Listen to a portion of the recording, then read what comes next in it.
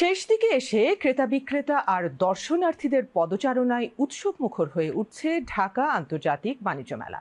আজ ছুটির দিন হয় সকাল থেকেই পূর্বাচলের মেলা প্রাঙ্গণে লোক সমাগম ছিল চোখে পড়ার মতো। আর এবারের মেলার বিক্রি নিয়েও সন্তোষ প্রকাশ করছেন বিক্রেতারা।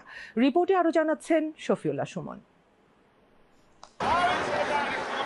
ছুটির দিন, সেই সঙ্গে শীতের হিমেল হাওয়া, নগর জীবনের যান্ত্রিকতা পেরিয়ে প্রিয়জনদের সঙ্গে কিছুটা সময়। আর তাই তো ছুটে আসা পূর্বাচলের ঢাকা আন্তর্জাতিক বাণিজ্য মেলায় পছন্দের জিনিসটি কিনতে এক স্টল থেকে অন্য স্টলে ছুটে চলা। শুধু রাজধানী নয়, আন্তর্জাতিক বাণিজ্য মেলা দেখতে দর্শনার্থীরা ছুটে আসছেন দেশের বিভিন্ন প্রান্ত থেকেও। একই ছাদের নিচে পছন্দের সব পণ্য পেয়ে খুশি তারা। এই বছর প্রথম আসছি, অনেক কিছু কেনার ইচ্ছা আছে। মেলা এবার অনেক ভালো লেগেছে, অনেক আয়োজন দেখলাম। আসি যে নতুন নতুন কিছু দেখা যায় কিনা, নতুন নতুন অভিজ্ঞতা নিতে। অন্যান্য বারের চেয়ে এবারের মেলার বিক্রি নিয়েও সন্তোষ প্রকাশ করছেন বিক্রেতারা। এখানে হচ্ছে আপনি ছোট বড় সবার জন্যই প্রোডাক্ট পাচ্ছেন। স্কিন কেয়ার, হেয়ার কেয়ারের জন্য আমাদের প্রোডাক্ট আছে। Cushion covers, bags, 1500. Bag covers, also like golden bag. Banjara bag, first time bring in Bangladesh.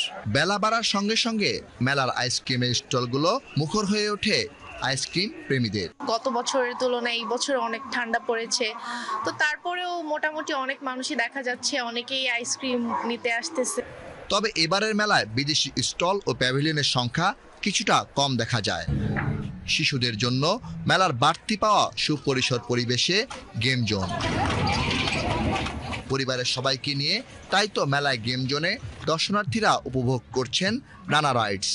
বয়োজ্যেষ্ঠদের সুবিধার্থে ও বিশ্রামের জন্য মেলা প্রাঙ্গণে রয়েছে দৃষ্টিনন্দন পার্কও। শুধুমাত্র দেশি বিদেশি পণ্য বিক্রি বা প্রচারই নয়, এই মেলার মাধ্যমে বিশ্ববাসীর কাছে তুলে ধরা হচ্ছে বাঙালির হাজার বছরের গৌরবগাথা ইতিহাস। তবে সত্যিকার অর্থে আন্তর্জাতিক বাণিজ্য মেলার রূপ দিতে মেলায় B2B ও B2C মিটিংয়ের আয়োজনের প্রয়োজনীয়তার কথা বলেন এর সঙ্গে সংশ্লিষ্টরা।